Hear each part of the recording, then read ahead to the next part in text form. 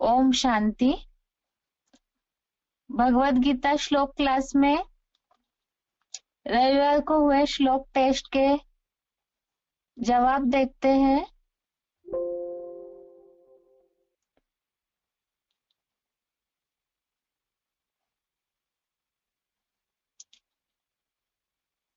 पहला group A का प्रश्न है, निम्नलिखित प्रश्नों के उत्तर शब्दों में बताएं। पहला प्रश्न है, काम विकार की आग की तुलना किससे की है? काम विकार के आग की तुलना किससे की है? इसका उत्तर है बढ़वा नल की आग से। इसका उत्तर है बढ़वा नल की आग से। तीसरे अध्याय का 39 नंबर श्लोक 39 नंबर श्लोक में ये बात आई है, काम विकार रूपी बढ़वा नल की आग से चंचल मन में ज्ञान ढका रहता है। दूसरा प्रश्न है, मन दर्पण किससे ढक जाता है? मन दर्पण किससे ढक जाता है? इसका उत्तर है मन दर्पण गंदे कर्म के मेल से। गंदे कर्म के मेल से ढक जाता है। तीसरे अध्याय का 38वां श्लोक 38 नंबर श्लोक, इसमें बात आई है, मन दर्पण रूप शीशा गंदे कर्म के मेल से अच्छी तरह द्वापुर से ही ढक जाता है। अगला प्रश्न है, तीसरा, साप्ताहिक कोर्स में किस नियम का पालन न करने से असुर बनते हैं? साप्ताहिक कोर्स में किस नियम का पालन न करने से असुर बनते हैं? उत्तर है ब्रह्मचर्य का। उत्तर है ब्रह्मचर्य का पालन न करने से असुर बनते हैं। तीसरे अध्याय का 39वां श्लोक 39 नंबर श्लोक के नीचे जो वाक्य लिखा है काम विकार की आग से संबंधित, कि ये बढ़वा नल की आग से ज्ञान ढका रहता है, इसलिए सच्ची गीता एडवांस ज्ञान के साप्ताहिक पाठ में नियम पूर्वक ब्रह्मचर्य अनिवार्य है, अन्यथा असुर या दैत्य ही बनेंगे। चौथा प्रश्न है, काम विकार का आश्रय स्थान क्या है? काम विकार का आश्रय स्थान क्या है? इसका उत्तर है 10 इंद्रिया और अव्यक्त मन बुद्धि। 10 इंद्रिया और अव्यक्त मन बुद्धि।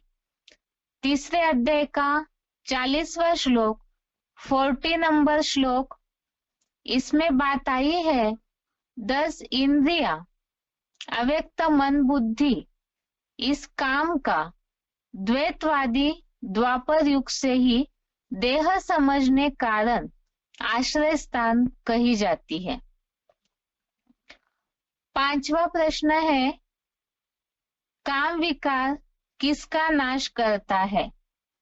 काम विकार किसका नाश करता है? उत्तर है ज्ञान योग का। ज्ञान योग का नाश करता है काम विकार। तीसरे अध्याय का 41वां श्लोक 41 नंबर श्लोक, इसमें बात आई है, ज्ञान योग के नाशक इस चोर डकैत प्रधान काम विकार वाले पापी को अवश्य मार दे। इसमें बात आई है ज्ञान योग के नाशक काम विकार। छठवां प्रश्न है, कुंती का नाम। कुंती का नाम और शब्द है 39वां श्लोक 39 नंबर श्लोक में हे कुंती के पुत्र, इसमें कुंती के नाम के आगे ब्रैकेट में क्लैरिफिकेशन में दूसरा नाम, उसका स्पष्टीकरण लिखा है कुमुनत्ती। कुंती का नाम दूसरा कुमुनत्ती। अगला प्रश्न है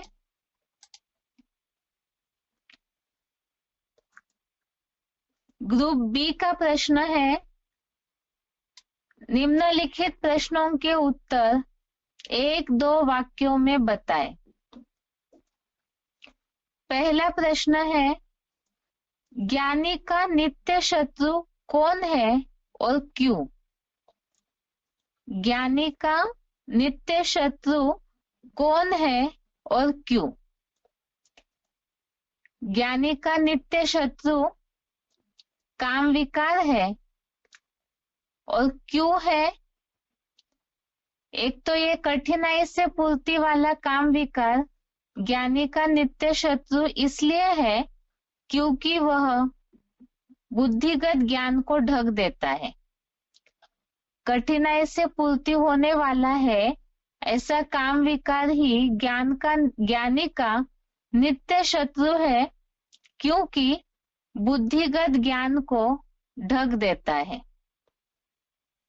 39 नंबर श्लोक में ये बात आई है भावार्थ में कि ज्ञानी का नित्य शत्रु जैसा तथा कठिनाई से पूर्ति वाली इस काम विकार रूपी बड़वा नल की आग से चंचल मन में ज्ञान ढका रहता है।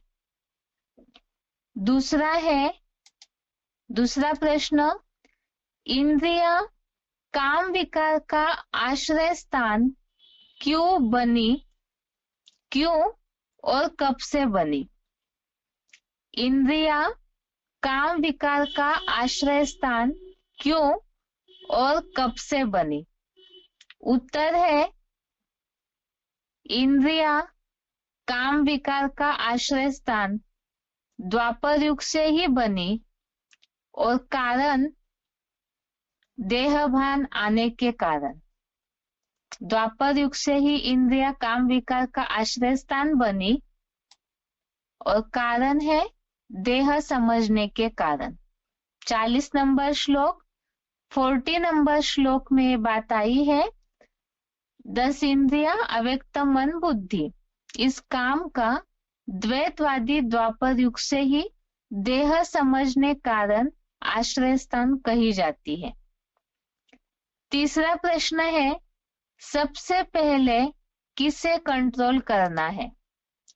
सबसे पहले किसे कंट्रोल करना है? उत्तर है, पहले इंद्रियों को नियंत्रित करना है। तीसरे अध्याय का 41वां श्लोक 41 नंबर श्लोक, इसमें बात आई है, तू पहले चंचल इंद्रियों को नियंत्रित कर। तू पहले चंचल इंद्रियों को नियंत्रित कर। श्लोक सारे ही काम विकार से संबंधित ही चले इस हफ्ते, इसीलिए ही इंद्रियों को नियंत्रित करने का कारण क्योंकि काम विकार का आश्रय स्थान है, इसीलिए पहले चंचल इंद्रियों को नियंत्रित कर। चौथा प्रश्न है, बुद्धि की तुलना किससे की है? बुद्धि की तुलना किससे की है? यहाँ 42 नंबर श्लोक तीसरे अध्याय का 42 नंबर श्लोक, इसमें बात आई है, अल्लाह अव्वल दिन त्रिनेत्री जगत पिता शंकर की बुद्धि कपिध्वज मन से भी प्रबल है। एक तो यहाँ जो सदाशिव ज्योति है उनके लिए बोला है कि वो बुद्धिमानों की बुद्धि है, और दूसरा जो सिलेक्टेड पॉइंट में भी बात आई थी, वो जिस साकार तन में प्रवेश करते हैं तो शंकर को भी ऐसी तरह से ही बुद्धिमान या परे ते परे बना देते हैं। 5वां प्रश्न है, स्वर्ग में देवताओं को कोई कार्य क्यों नहीं करने पड़ते हैं? श्लोक रेफरेंस से समझाए। स्वर्ग में देवताओं को कोई कार्य क्यों नहीं करने पड़ते हैं? श्लोक के रेफरेंस से समझाए। पहले तो उत्तर, आत्मिक स्थिति अर्थात आत्मा में तृप्त, आत्मा में जो संतुष्ट है, उनके लिए प्रकृति ही सब कुछ मुहैया करा देती है। स्वर्ग में देवताओं को इसलिए कार्य नहीं करने पड़ते हैं क्योंकि आत्मिक स्थिति के कारण जो आत्मा में ही तृप्त संतुष्ट है, उनके लिए प्रकृति ही सब कुछ मुहैया करा देती है। श्लोक नंबर इससे लिए लिया था तीसरे अध्याय का 17वां श्लोक, अध्याय 3 श्लोक नंबर 17, बेसिक कोर्स से संबंधित सतयुग त्रेता युग के बाद जो स्वर्ग का टॉपिक है, उसमें बात का उल्लेख आया कि स्वर्ग में देवताओं को कार्य नहीं करने पड़ते हैं, वो सुख शांति में जीवन बिताते हैं। छठवां प्रश्न है, सतयुग के सत्व गुण का उल्लेख गीता में किस रीति आया है? सतयुग के सत्व गुण का उल्लेख गीता में किस रीति आया है? भगवत गीता में सत्व गुण के लिए बताया है कि सत्व गुण के कारण आत्माएं निर्मल निरोगी रहती है और ये सत्व गुण ही आत्माओं को सुखासक्ति में बांधता है। सत्व गुण का उल्लेख इस तरह से आया है कि सत्व गुण के कारण आत्माएं निर्मल रहती है, निरोगी भी रहती है और ये सत्व गुण ही सुख आसक्ति में बांधता है। 7वां प्रश्न है, द्वापर से नीचे गिरने का मूल कारण क्या है? द्वापर से नीचे गिरने का मूल कारण, इसका उत्तर है, ये भी बेसिक कोर्स से संबंधित ही प्रश्न था। रजोगुण अर्थात देहभान से विकार आते हैं और उसी से ही मनुष्य आत्माएं नीचे गिरते हैं। रजोगुण अर्थात देहभान से विकार आते हैं और उससे ही मनुष्य नीचे गिरते हैं। तीसरे अध्याय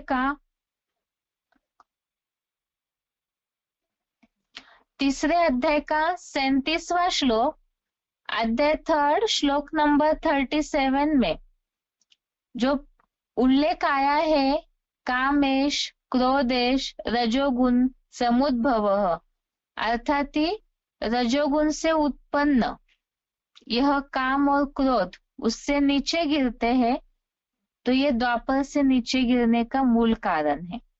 8वां प्रश्न है, द्वापर से दुख अशांति की शुरुआत का कारण बताएं। द्वापर से दुख और अशांति की शुरुआत का कारण बताएं। रजोगुण से उत्तर, ये बेसिक कोर्स से संबंधित प्रश्न था।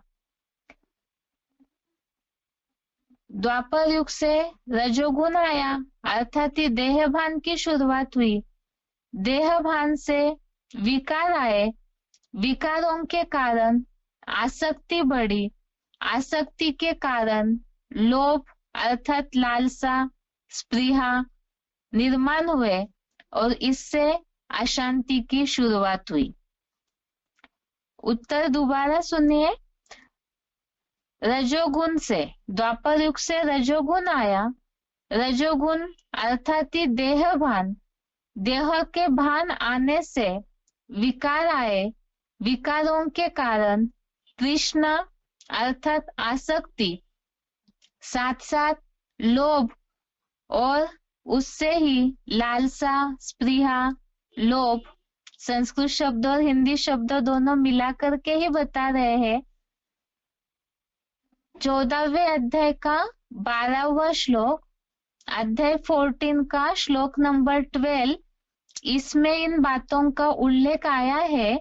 लोभ, प्रवृत्ति, अशमः, स्पृहा ये रजोगुण से उत्पन्न हुए, अर्थात लोभ और लालसा निर्माण होकर के अशांति की शुरुआत हुई। 9वां प्रश्न है, 4 युगों के वंश शब्दों में बताएं। चारों युगों के वंश शब्दों में बताएं, अर्थात किस युग में कौन सा वंश होता है उसके लिए पूछा है। बेसिक कोर्स से संबंधित प्रश्न है।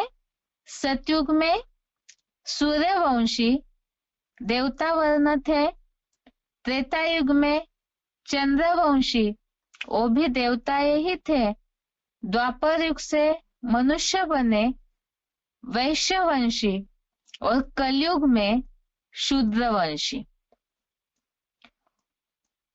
10वां प्रश्न है, द्वापर युग का अर्थ स्पष्ट करें।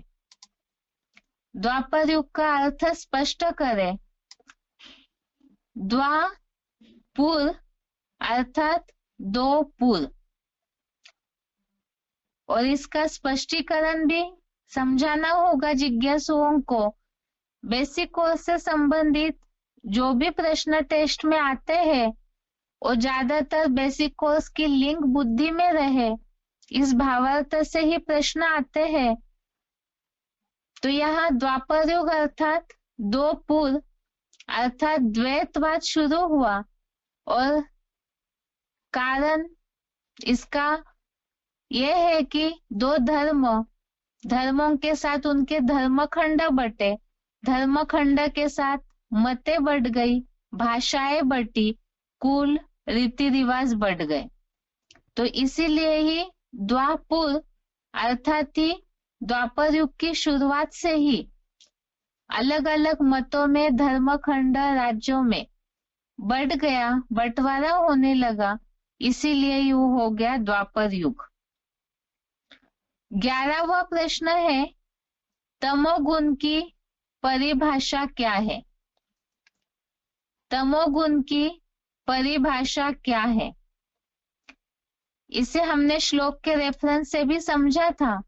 सबसे पहले तो तमोगुण अर्थात तमो प्रधानता, इसमें तमो गुण की प्रधानता ज्यादा होती है।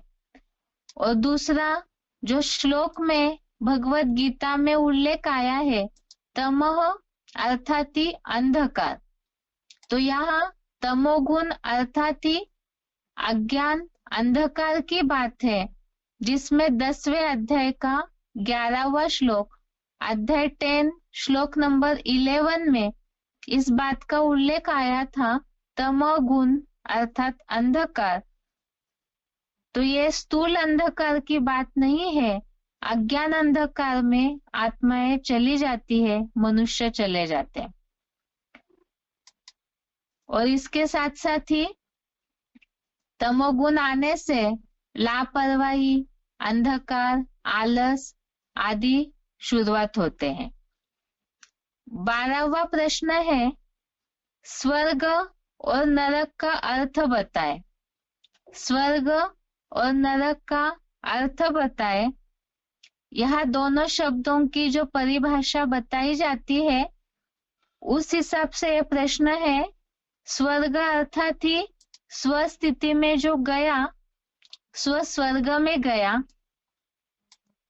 तो सतयुग त्रेतायुग जो स्वर्गीय दुनिया है, वहां सब आत्मिक स्थिति में रहते हैं, इसलिए वो स्वर्ग है।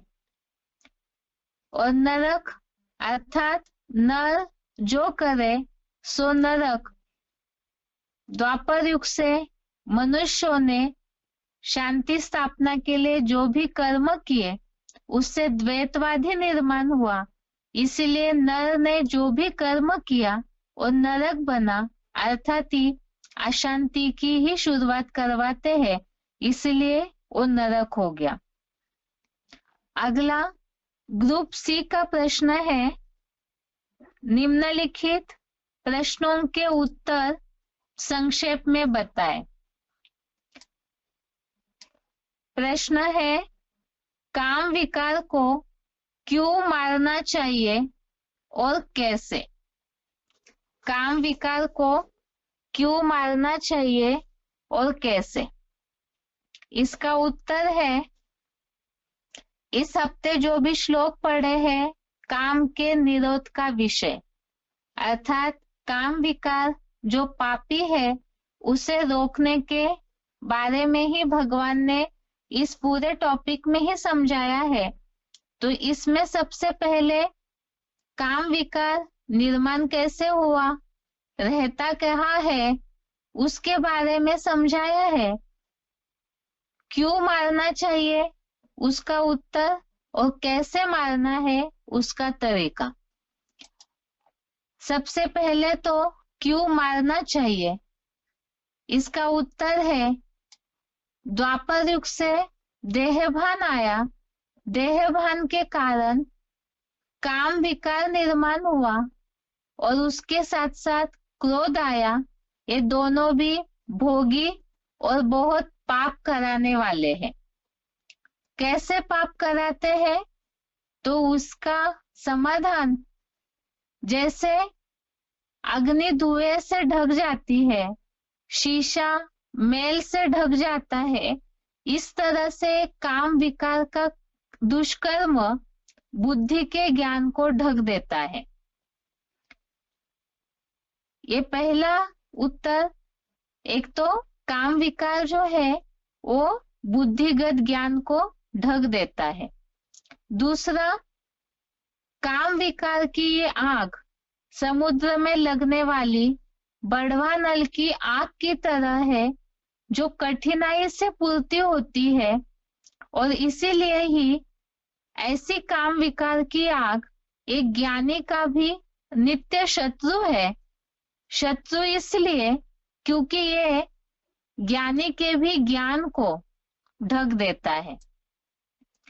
तीसरी बात कि ये काम विकार 10 इंद्रिया और मन बुद्धि अर्थात मनुष्य का जो शरीर है जिससे बन जाती है जीवात्मा, तो ये इंद्रिया और अव्यक्त मन बुद्धि सभी में ही एक काम विकार समाया हुआ रहता है, अर्थात आश्रय स्थान है। और इतना प्रबल है काम विकार की चंचलता इंद्रियों के द्वारा कि ये पूरी तरह से मूढ़ बनाता है, अर्थात पत्थर बुद्धि बना देता है। एक काम विकार की इच्छा है, ये मनुष्य को पूरी तरह से मूर्ख या तो स्मृति भ्रंश करा देती है।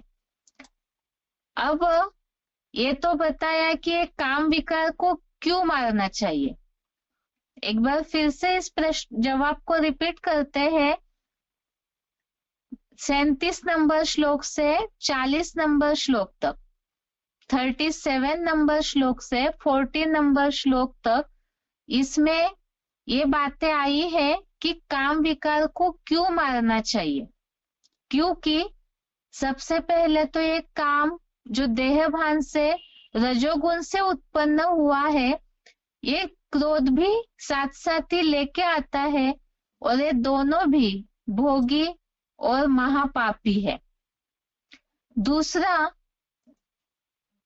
जैसे अग्नि से धुएं से अग्नि और ढक जाती है या शीशा मैल से ढक जाता है, ऐसी तरह से एक काम विकार का दुष्कर्म ये भ्रष्ट है जो बुद्धि के ज्ञान को ढक देता है।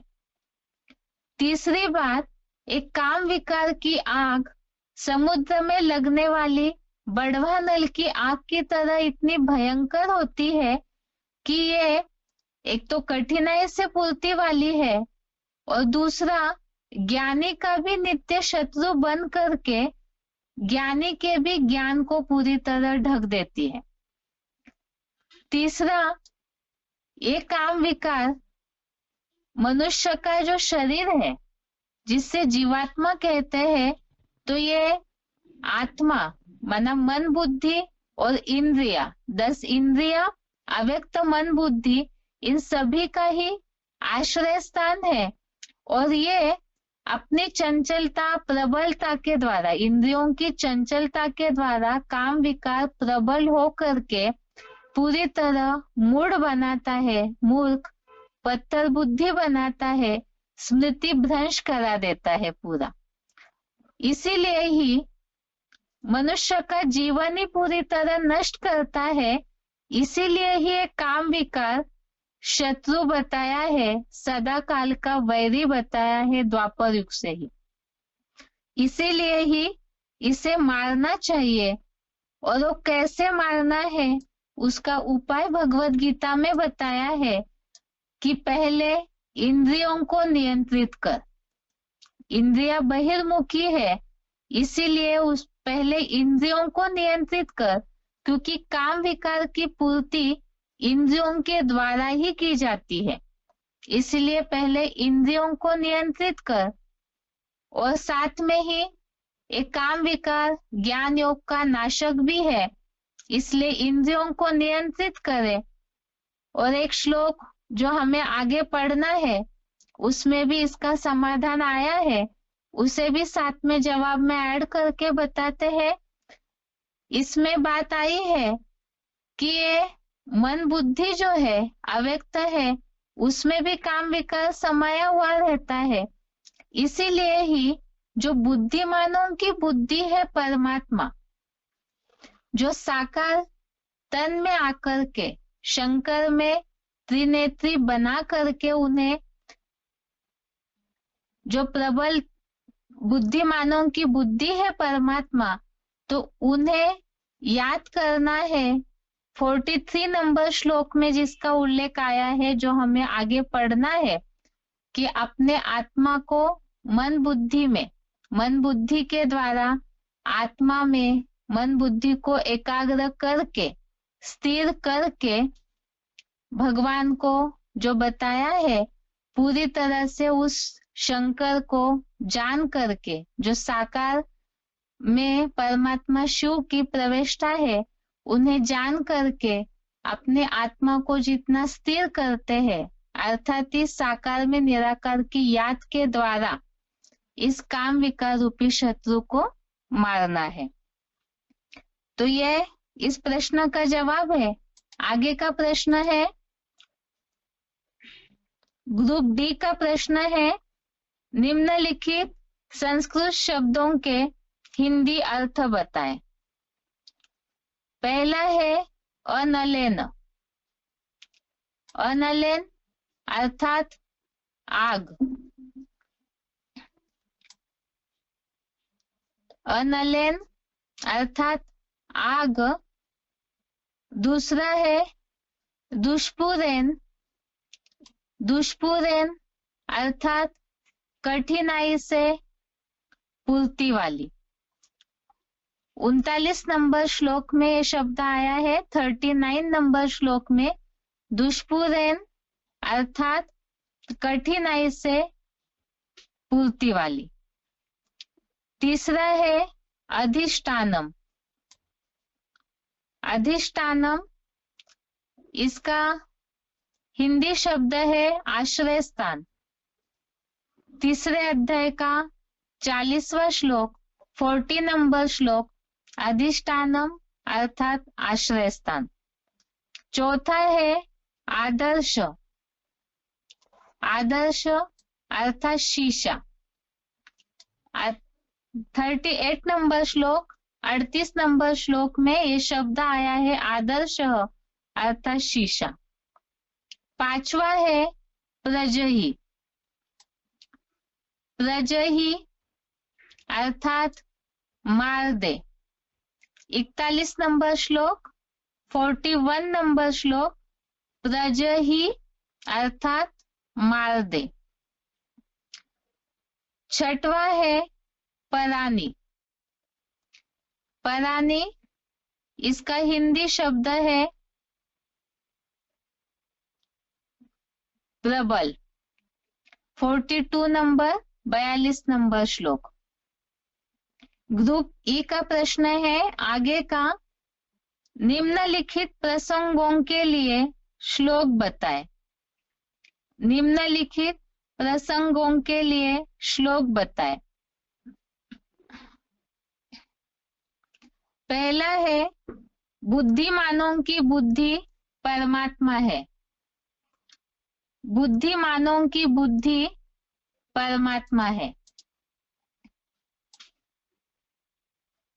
इसका उत्तर है 42 नंबर श्लोक, 42 नंबर श्लोक। श्लोक है, इंद्रियाणि पराण्याहुः इंद्रियेभ्यः परं मनः मनसस्तु परा बुद्धिः यो बुद्धेः परतस्तु सः।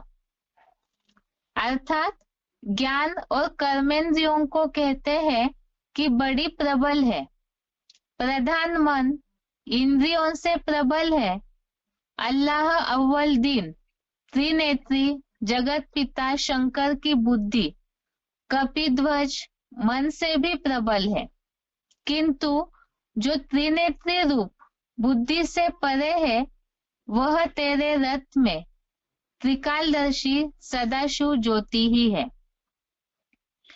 दूसरा प्रश्न है, बढ़वा नल की आग।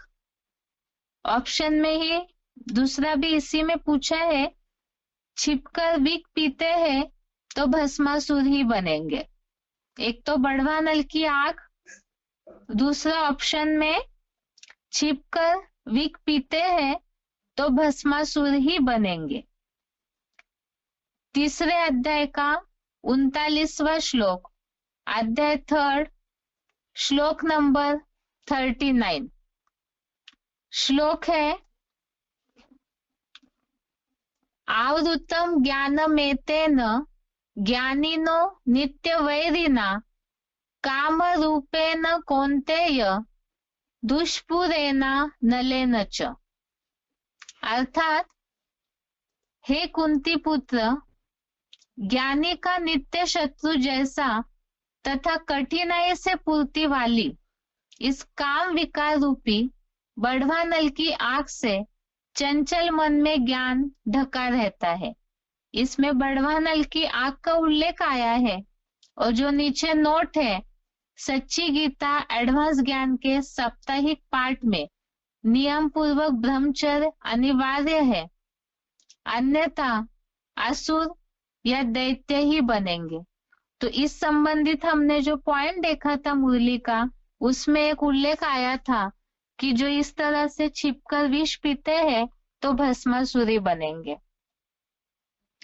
तीसरा है, विकार में गया और बुद्धि से पॉइंट एकदम निकल जाएगा। विकार में गया और बुद्धि से पॉइंट एकदम निकल जाएगा। वैसे तो ये सारे श्लोकों में ज्यादातर एक बात का उल्लेख बार बार आया है, बुद्धिगत ज्ञान ढका हुआ है। बाकी 38 नंबर श्लोक के लिए ये पॉइंट मुरली का लिया हुआ था। 38 नंबर श्लोक के लिए श्लोक है, धूमेन व्रियते वनि यथा दर्शो मलेन च यथोल्बेना ऋतो गर्भ तथा तेने दमारुतम। जैसे काले धुएं से अग्नि और मन दर्पण रूप शीशा गंदे कर्म के मैल से अच्छी तरह द्वापुर से ही ढक जाता है, जैसे गर्भ मूत पलिती कर्म से बनी थैली से ढका रहता है, वैसे उस रजोगुण पैदा करती भ्रष्ट कामेंद्रिय के दुष्कर्म से यह बुद्धि का ज्ञान ढका हुआ है। चौथा है, अन्न दोष और संग दोष को क्यों पालन करना चाहिए। अन्न दोष और संग दोष को क्यों पालन करना चाहिए। हो सकता है जवाब में इसमें हिंदी में ही सभी ने जवाब बताया होगा, लेकिन इस श्लोक के रेफरेंस के हिसाब से प्रश्न पूछा था, जो कि काम विकार को नियंत्रित करने के लिए सबसे पहले इंद्रियों को नियंत्रित करना है और इंद्रियों को नियंत्रित करने के लिए हमने रेफरेंस में सिलेक्टेड पॉइंट समझे थे।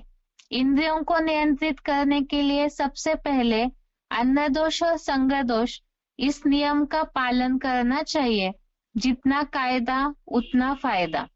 तो ये श्लोक के हिसाब से प्रश्न पूछा था।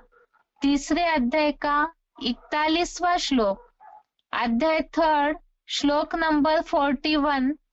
इसमें ये बात आई है कि तू पहले चंचल इंद्रियों को नियंत्रित कर। ये श्लोक है 41 नंबर का। तस्मात् त्वम् इंद्रियाण्यादो नियम्य भरतर्षभ पापमानं प्रजह्येनं ज्ञान विज्ञान नाशनम। अर्थात हे भरत श्रेष्ठ, अतः तू पहले चंचल इंद्रियों को नियंत्रित कर, ज्ञान और योग के नाशक इस चोर डकैत प्रधान काम विकार वाले पापी को अवश्य मार दे। 5वां प्रश्न है काम विकार का आश्रय स्थान। काम विकार का आश्रय स्थान तीसरे अध्याय का 40वां श्लोक, अध्याय 3 श्लोक नंबर 40। श्लोक है इंद्रियाणि मनोबुद्धि अस्याधिष्ठानमुच्यते एतैर्विमोह यत्तेष ज्ञानमावृत्य देहिनम्। अर्थात 10 इंद्रिया, अव्यक्त मन बुद्धि इस काम का द्वैतवादी द्वापर युग से ही देह समझने कारण आश्रय स्थान कही जाती है। यह काम इन प्रबल इंद्रियों की चंचलता के द्वारा बुद्धिगत ज्ञान को ढककर देहधारी देवात्माओं को विशेष रूप से मूढ़ बनाता है।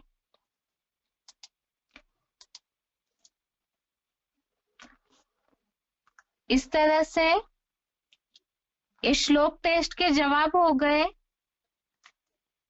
अभी आगे 42 नंबर श्लोक 42 नंबर श्लोक से रिलेटेड शनिवार को समय की कमी के कारण सिलेक्टेड पॉइंट नहीं सुने थे, इसीलिए ही 42 नंबर श्लोक से संबंधित सिलेक्टेड पॉइंट देखते हैं। पहले श्लोक एक बार पढ़ के बता देते हैं।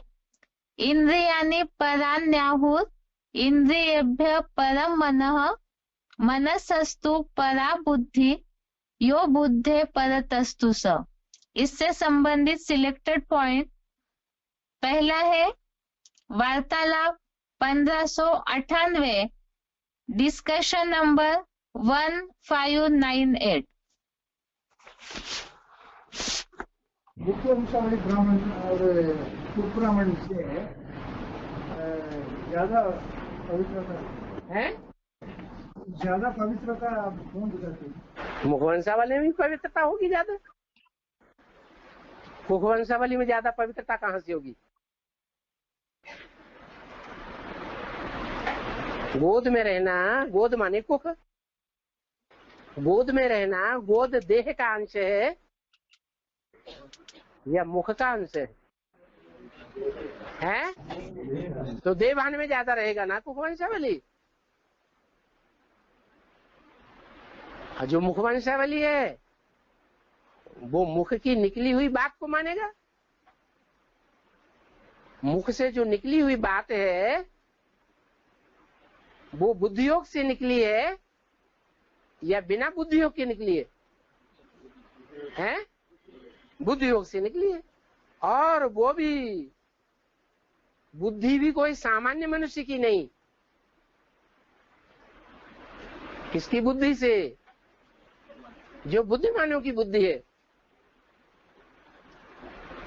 जिसके लिए कहते हैं इंद्रियाण परान्या हो। इंद्रियां बड़ी प्रबल हैं। इंद्रियेभ्य परम मनः, मन से बुद्धि परे है, तीसरा नेत्र। और जो बुद्धि से भी परे है परसस्तु सह, वो है जो बुद्धिमानों की बुद्धि है। तो मुखवंशावली की तो बात ही और होगी। कहाँ मुखवंशावली और कहाँ ये कुखवंशावली? चंद्रवंशी, इस्लाम वंशी, बौद्ध वंशी, क्रिश्चियन वंशी, ये कौन से वंशावली हुए हैं? कौन से ब्राह्मण बने? कुखवंशावली ब्राह्मणों की लिस्ट है ये सारी। मुरली की बात पे ध्यान ही नहीं देते। मुरली जो ब्रह्मा मुख से निकली है, वेदवाणी, आज की दुनिया में ही देख लो, लौकिक दुनिया में वेद कोई पढ़ता है? वेदों के अर्थ पर कोई ध्यान देता है? कहाँ की शूटिंग है? संगम युग की शूटिंग है। कोई बिरले हैं, कोटों में कोई और कोई में भी कोई, जो ब्रह्मा मुख से निकली हुई मुरली पर ध्यान देते हैं। मुखवंशावली ब्राह्मण है।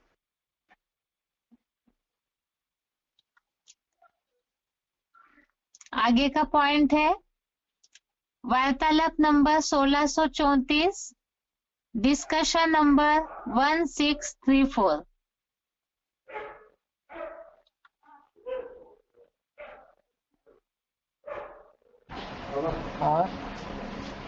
आत्मा कर्मेंद्रियों द्वारा कर्म करती है। आत्मा कर्मेंद्रियों द्वारा कर्म करती है। तो आत्मा में मन बुद्धि द्वारा प्रोसेस कैसे होता है और फाइनल कर्म बनते हैं? पहले मन में संकल्प आता है कि पहले कर्मेंद्रियों में हलचल आती है, बस ऐसे ही होता है। चलते रहते हैं, लेकिन उन इंद्रियों से कनेक्टेड,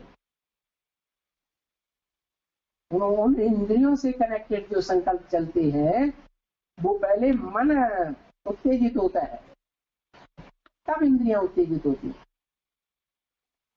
और मन को कंट्रोल करना, मन ही तो मुखिया है सब इंद्रियों का है। बुद्धि का पार्ट है मन को भी कंट्रोल करना।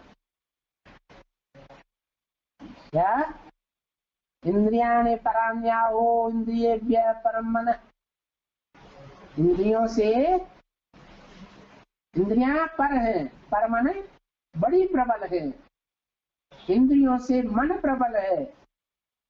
मनसस्तु परा बुद्धि, मन से परे बुद्धि है, प्रबल है बुद्धि, मन से भी ज्यादा। मन माने ब्रह्मा, बुद्धि माने तीसरा मित्र शंकर। यो बुद्धिया परसस्तु सः, और जो बुद्धि से भी परे है वो है ऊंचे ऊंचे भगवान शिव है। हाँ, बुद्धिमानों की बुद्धि हुई, उसकी शरण में रहना चाहिए, मैंने उसकी हर बात माननी चाहिए।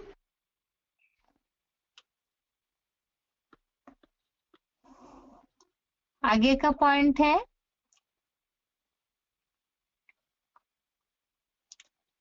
वार्तालाप नंबर 1645, डिस्कशन नंबर 1645।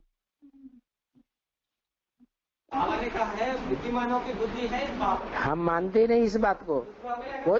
बुद्धिमानों की बुद्धि है शिव। देखो इस संबंध में गीता में भी श्लोक है, इंद्रियाणि पराण्याहो, इंद्रियां बहुत प्रबल है।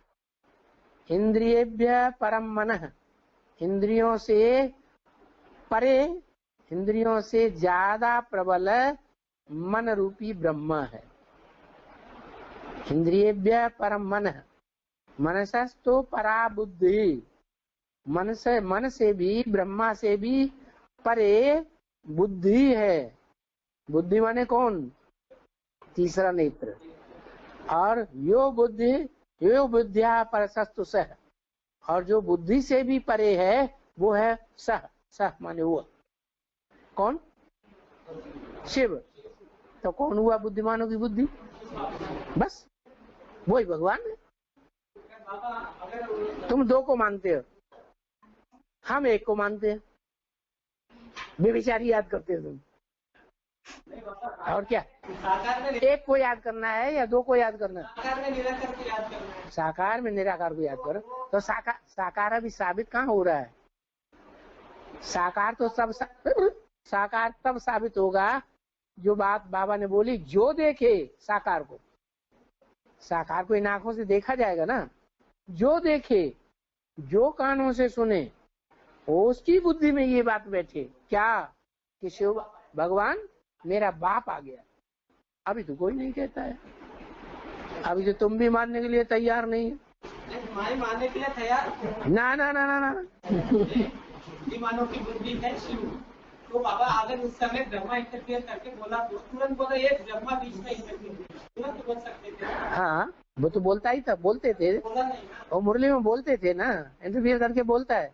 इस समय वो बोला है। बच्चे का हर समय मुंह नहीं दबोचा जाता है, बच्चा बोलता है, उसे बोलने दो। बाबा विश्व कल्याण की बातें हो रहा है, स्वतंत्र रहो, स्वतंत्र रहने दो, बच्चे को भी स्वतंत्रता दो बोलने की। बेचारा बोलना सीख रहा है। हमेशा बच्चा ही बनते रहेंगे। शिव बाबा का बच्चा है ना, तुम्हारा बच्चा तो है नहीं जो तुम्हें रहम आए है। शिव बाबा का तो बच्चा है, सतयुग में भी बच्चा बनने वाला है।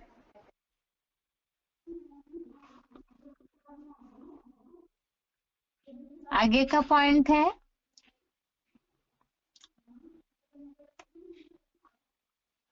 वार्तालाप नंबर 1668, डिस्कशन नंबर 1668।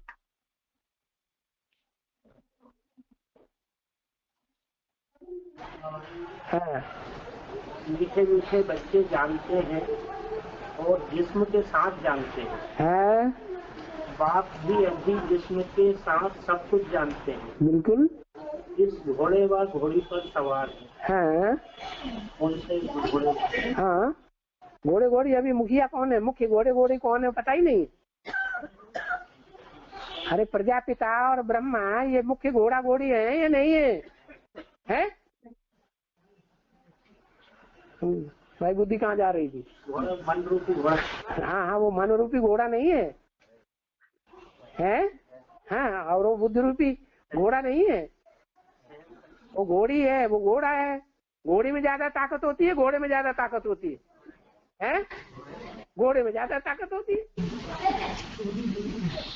देखो नीचे रास्ते से भी कोई बोल रहा है, घोड़े में ज्यादा ताकत होती है। देखो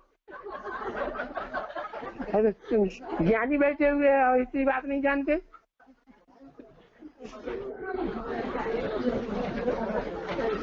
तो मन रूपी घोड़ा और सहन शक्ति। मन बुद्धि घोड़ा नहीं, मन रूपी घोड़ा। देखो गीता में भी बताया हुआ है, न गीता पढ़ते हो न बाबा की मुरली पे ध्यान देते हो क्या? गीता में भी बताया है, इंद्रियाणि परान्याहु। इंद्रियां जो हैं बड़ी प्रबल हैं। इंद्रिय परम मन है, इंद्रियों से परे रहने वाला ज्यादा पावरफुल मन है। मनसस्तु परा बुद्धि, मन से भी जो ज्यादा पावरफुल है वो बुद्धि रूपी घोड़ा हुआ या घोड़ी हुई? घोड़ा हो गया।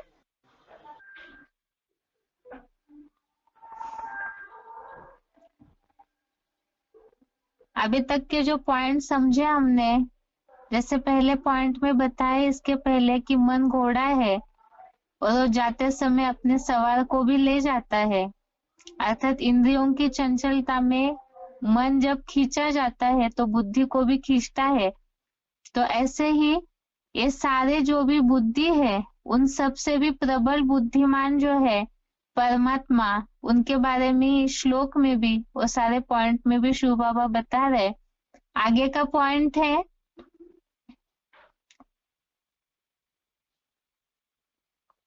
वार्तालाप नंबर 1733, डिस्कशन नंबर 1733। चित्त और बुद्धि, मन बुद्धि और संस्कार, ये तीनों को मिलाकर आत्मा कहते हैं। इन तीनों को मिलाकर आत्मा तो कहते हुए आत्मा मन में चंचलता है, आत्मा में जो मन है चंचल वो चंचल है। जैसे शिव की आत्मा है, उसमें चंचलता है, माने उसमें मन नहीं है, वो असोचता है। ये वह असोचता है, सोच विचार करने की उसे दरकार ही नहीं, मन उसमें है ही नहीं। और बाकी 500-700 करोड़ आत्माओं में मन काम करता है। तो जो मन है वो आत्मा की, जन्म मरण के चक्र में आने वाली आत्माओं की एक शक्ति है, और उस मन को भी कंट्रोल करने वाली शक्ति है बुद्धि। इसलिए गीता में आया हुआ है, इंद्रियाण परान्याहु, इंद्रियां बड़ी प्रबल है, कंट्रोल करना बड़ा मुश्किल है। इंद्रियाण परान्याहु, इंद्रियेभ्यः परम मन है, इंद्रियों से भी प्रबल है मन। मनसस्तु परा बुद्धि, मन से भी प्रबल बुद्धि है। तीसरा नेत्र किसको दिखाया जाता है? शंकर को। मन से भी प्रबल है, तीसरा नेत्र बुद्धि है। यो बुद्धिया परसस्तु सह, जो बुद्धि से भी प्रबल है वो है बुद्धिमानों की बुद्धि।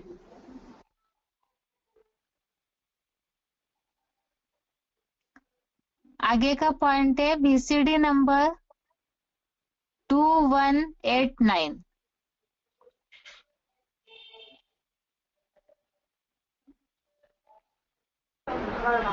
मन रूपी घोड़ा कहा जाता है। बैल कहो, घोड़ा कहो, बात एक ही है। तो जो घोड़ा है वो कभी आगे जाता है, एकदम दौड़ के आगे चला जाएगा। हाथी ज्यादा पावरफुल या घोड़ा ज्यादा पावरफुल है? हाथी ज्यादा पावरफुल है, माता कहते। अच्छा, दौड़ में कौन आगे चलेगा? तो कौन ज्यादा पावरफुल हुआ है? ये भी याद की दौड़ है ना, इसमें कौन ज्यादा आगे जाएगा? है? हाँ, तो घोड़ा आगे जाता है। वो मन रूपी घोड़ा है, क्या अपने सवार को साथ लेके जाता है कि सवार को फेंक देता है? साथ लेके जाता है। तो उस घोड़े को सवार कौन है? मन के ऊपर, घोड़े के ऊपर कंट्रोल करने वाला कौन है? बुद्धि। वो बुद्धि कौन है? तीसरा नेत्र कौन है?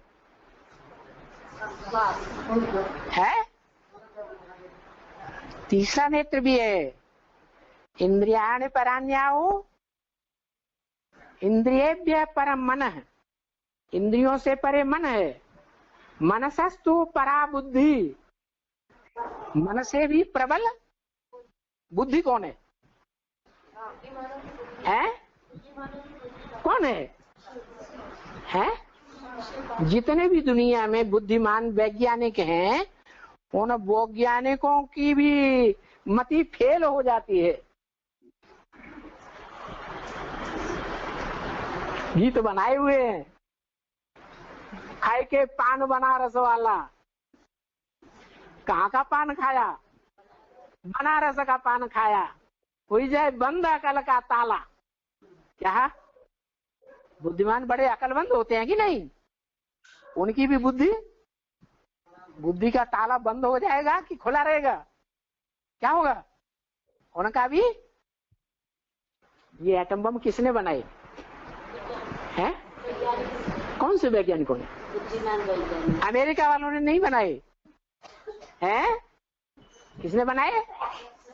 जो न भगवान को मानते हैं, गॉड फादर को नहीं मानते, बाइबल को नहीं मानते, गिरजाघर को नहीं मानते, स्वर्ग नरक को नहीं मानते, आत्मा को भी नहीं मानते। कौन है? नास्तिक, रशिया के। हाँ, अपनी बुद्धि को ही बड़ा प्रबल समझते हैं। क्या किया उन्होंने ऐसा जो दुनिया उनके लोहे के अंदर आ गई, लोहे को मान गई है। नेपाल वाले सबसे जास्ती मानते हैं क्या? पश्चिमी सभ्यता को सबसे जास्ती फॉलो करने वाला कौन सा देश बन गया है? हाँ, नेपाल। और नेपाल में भी स्त्रियां ज्यादा फॉलो कर रही हैं, कन्याएं ज्यादा फॉलो कर रही हैं, या पुरुष ज्यादा फॉलो कर रहे हैं? कन्याएं माताएं ज्यादा फॉलो कर रही हैं। तो देखो ये हाल होता है नेपालियों का, चाहे हद के हों चाहे बेहद के हों। तो बाप कहते हैं कि बुद्धि से भी परे, माने तीसरे नेत्र जिसको दिखाया जाता है शंकर को, उससे भी ज्यादा परे कौन है? है? शिव बाप। इंद्रियाणि पराण्याउ इंद्रियेभ्यः परम मनः, मनसस्तु परा बुद्धि। मन से भी प्रबल बुद्धिमान की बुद्धि जो कहा जाता है, जो दुनिया के बड़े बड़े वैज्ञानिक बड़े बुद्धिमान माने जाते हैं, उनकी भी जो बुद्धि को है हाँ परे चला जाता है। और उससे भी परे मनसस्तु परा बुद्धि, यो बुद्धि है परसस्तु सह, जो बुद्धि से भी परे है वो कौन है? हाँ, माना प्रजापिता की बुद्धि से भी परे शिव बाप। अभी का जो पॉइंट हमने सुना VCD नंबर 2189, इसमें जैसे शिव बाबा ने बताया है कि वो बुद्धिमानों की भी बुद्धि क्यों है, इसका विवरण बताया कि आज की दुनिया के जो भौतिक दुनिया के वैज्ञानिक है, बहुत बड़े बड़े इन्वेंशन करने वाले हैं, विनाश के साधन तो बना रहे हैं, लेकिन उनसे भी बड़ी बुद्धि वो है शंकर के लिए बताया।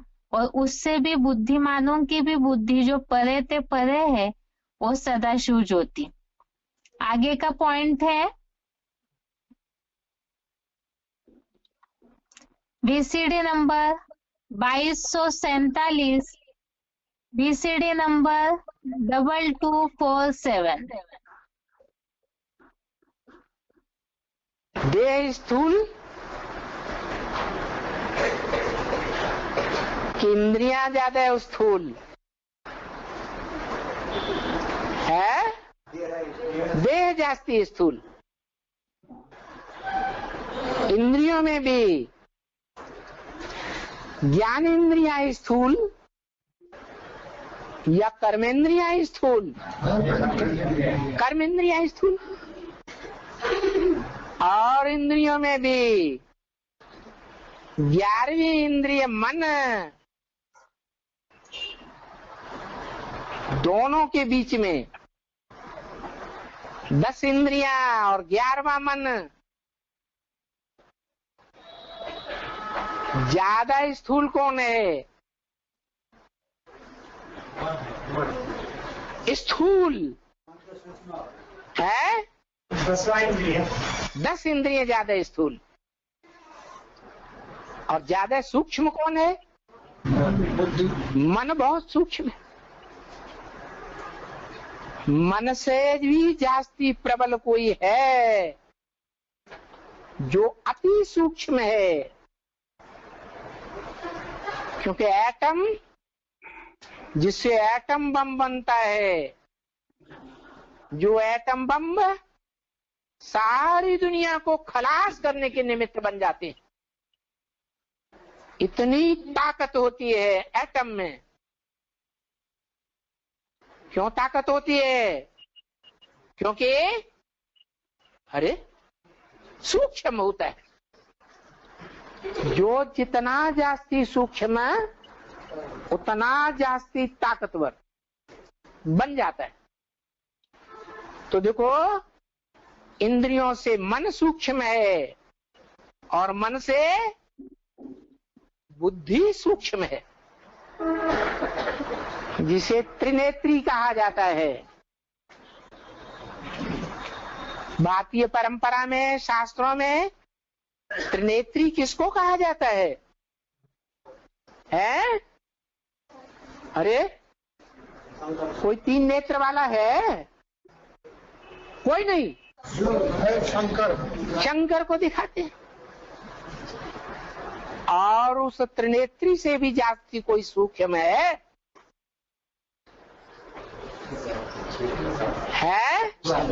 शिव बाप, जिसको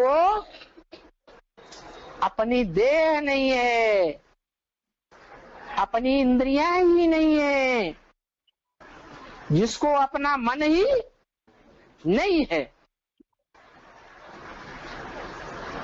इसलिए गीता में आया, इंद्रियाण परान्या हो। इंद्रियां बड़ी प्रबल हैं कंट्रोल करना। कि सहज है कंट्रोल करना इंद्रियों को, है बड़ी प्रबल है। इंद्रियों से मन प्रबल है। इंद्रियेभ्यः परम मन है। मनसस्तु परा बुद्धि। मन से भी प्रबल त्रिनेत्री बुद्धि। यो बुद्धिया परसस्तु सह। जो उस त्रिनेत्री बुद्धिमान से भी परे है, वो कौन है? सह, वो परमपिता परमात्मा ही बुद्धि से भी परे है, त्रिनेत्री से भी परे है। क्यों परे है? क्योंकि वो मन से भी ज्यादा सूक्ष्म है और मन को कंट्रोल करने वाली जो बुद्धि है, उस बुद्धि से भी जास्ती कंट्रोल है उस परमपिता परमात्मा का। तो हम आत्माएं भी क्या करें? किसको याद करें? देह को याद करें, देह की प्रबल इंद्रियों को याद करें, इंद्रियों में प्रबल मन को याद करें, मन से भी प्रबल त्रिनेत्री शंकर को याद करें, यह त्रिनेत्री शंकर से भी जो प्रबल है, सर्वोपरि, जिसको अपनी देह नहीं है, इंद्रियां ही नहीं है, मन ही नहीं है, उसको कहने के लिए इस संसार में सिर्फ एक ही है जो सदा उसका साथी है। जब इस सृष्टि पर आता है तो और कोई साथ दे या न दे, लेकिन वो एक उसका साथ जरूर देता है। कौन है? त्रिनेत्री। अब सवाल ये है, त्रिनेत्री शंकर को तो शरीर दिखाते हैं, तीसरा नेत्र भी दिखाते हैं, नाक आंख कान सब कुछ पूरा देह दिखाते हैं, तो वो इतना सूक्ष्म कैसे बन जाता है पावरफुल? क्योंकि वो उसी निराकार परम ब्रह्म परमेश्वर है जो सदैव निराकारी निर्विकारी निरहंकारी है। उसकी याद में तल्लीन बैठा दिखाया जाता है। चित्र बने हुए हैं, चित्र काहे की यादगार होते हैं? चरित्र की यादगार होती है।